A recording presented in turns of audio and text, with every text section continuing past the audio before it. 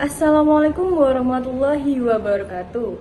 Yang saya hormati Bapak Doni Setiawan selaku dosen pengampu KKPMT serta teman-teman sekalian yang saya banggakan.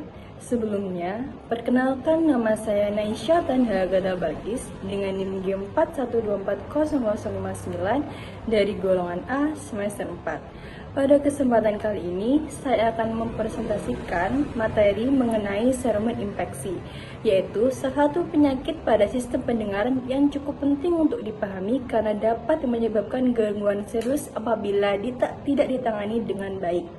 Adapun dalam presentasi ini, saya akan membahas mulai dari gambar, definisi, etiologi, patofisiologi, gejala, faktor risiko, dampak, diagnosis, penata laksanaan, hingga pencegahan dari penyakit serumen infeksi.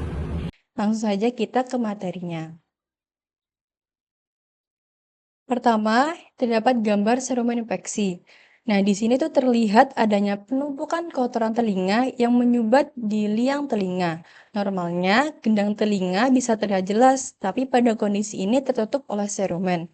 Nah, ini yang menyebabkan suara tidak bisa masuk dengan baik sehingga pendengaran jadi terganggu. Selanjutnya ada definisi. Definisi dari serumen infeksi adalah kondisi ketika kotoran telinga atau serumen menumpuk dan menyumbat liang telinga sehingga menyebabkan gangguan pendengaran. Serumen sebenarnya itu merupakan zat alami yang berfungsi untuk melindungi telinga dari debu dan kuman, membersihkan dan melumasi liang telinga. Namun, jika menumpuk berlebihan, dapat menjadi sumbatan atau infeksi. Nah, serumen infeksi sendiri itu terdapat dalam buku SID dengan kode H61.2. Selanjutnya ada etiologi. Etiologi merupakan penyebabnya yang terdapat pada beberapa poin. Yang pertama ada kebiasaan mengorek telinga, misalnya ketembat, yang dapat mendorong serumen ke dalam. Berikutnya ada produksi serumen yang berlebihan. Selanjutnya ada gangguan mekanisme alami pengeluaran serumen. Selanjutnya ada faktor anatomi atau liang telinga sempit. Selanjutnya ada penggunaan alat bantu dengar atau dapat mengganggu pembersihan alami. Selanjutnya ada gangguan kognitif atau pasien tidak sadar gejala.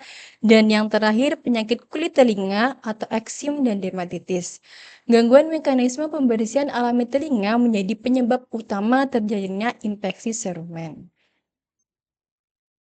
Selanjutnya ada patofisiologi. Di sini saya mendapatkan patofisiologi 2, yaitu patofisiologi normal dan patofisiologi terkait serumen infeksi sendiri. Yang pertama yaitu patofisiologi normal. Di sini itu kondisi serumen diproduksi oleh kelenjar di liang telinga. Yang kedua ada serumen akan keluar secara alami. Dan yang ketiga ada proses pengeluaran dibantu oleh gerakan rahang atau mengunyah dan berbicara. Selanjutnya ada patofisiologi infeksi. Nah, pada serumen infeksi sendiri, itu serumen terdorong ke dalam, misalnya karena ketembat. Yang kedua, terjadi penumpukan serumen di liang telinga. Yang ketiga, serumen menjadi padat atau mengeras. Yang keempat, ada menyumbat liang telinga. Dan yang kelima, ada menghambat gelombang suara menuju gendang telinga. Nah, penumpukan serumen menyumbat liang telinga sehingga suara tidak dapat mencapai gendang telinga dengan baik dan menyebabkan gangguan pendengaran. Selanjutnya ada gejala. Gejala dari serumen infeksi sendiri itu ada beberapa, tergantung seberapa besar sumbatannya. Yang pertama itu ada penurunan dan pendengaran. Yang kedua ada telinga terasa penuh. Yang ketiga ada tinnitus atau telinga itu merasa berdenging. Yang keempat ada nyeri telinga. Dan yang kelima ada gatal. Yang keenam ada pusing atau jarang. Dan yang terakhir ada batu atau refleks. Selanjutnya ada faktor resiko. Ada beberapa hal yang mempengaruhi faktor resiko dari serum infeksi. Salah satunya ada anak-anak dan lansia, pengguna alat bantu dengar, orang dengan gangguan kognitif atau kemampuan berpikir dan mengingat menurun, dan yang terakhir ada liang telinga sempit. Selanjutnya ada dampak. Dampaknya sendiri itu ada berbagai macam. Yang pertama ada gangguan komunikasi atau sulit mendengar percakapan. Yang kedua menurunnya kualitas hidup. Yang ketiga kesulitan memahami instruksi atau pembelajaran. Yang keempat ada penurunan konsentrasi. Kelima ada resiko infeksi telinga jika tidak ditangani. Dan yang terakhir ada aktivitas sehari-hari menjadi terganggu. Selanjutnya ada diagnosis. Pada diagnosis sendiri, serumen infeksi itu dilakukan melalui pemeriksaan otoskopi, yaitu dengan melihat langsung ke dalam liang telinga menggunakan alat khusus. Pada pemeriksaan ini biasanya terlihat penumpukan serumen yang menyumbat liang telinga sehingga karena tertutup, serumen menghalangi visualisasi membran timpani. Atau tuh biasanya tuh terlihat adanya penumpukan serumen yang menyumbat sampai gendang telinga dan yang akhirnya tidak dapat terlihat dengan jelas. Selanjutnya ada penata laksanaan. Penanganan serumen infeksi dapat dilakukan sebagai berikut. Yang pertama adalah dengan penggunaan obat tetes telinga, yaitu untuk melunakkan serumen. Yang kedua ada irigasi, yaitu dengan semprot air. Yang ketiga ada pengangkatan manual oleh dokter. Dan yang terakhir adalah tidak boleh disarankan penggunaan air candle atau lilin telinga. Pemilihan metode juga tergantung kondisi serumen.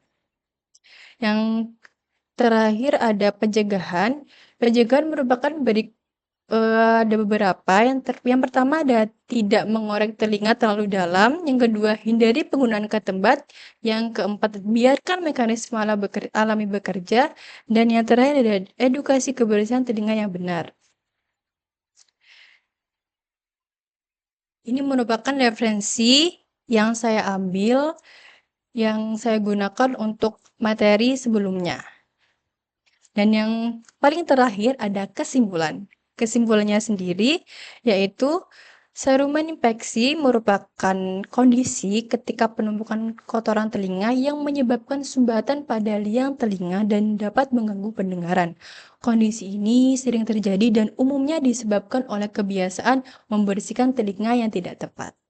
Baik, sekian terima kasih terkait materi yang telah saya sampaikan. Kurang lebihnya mohon maaf. Wassalamualaikum warahmatullahi wabarakatuh.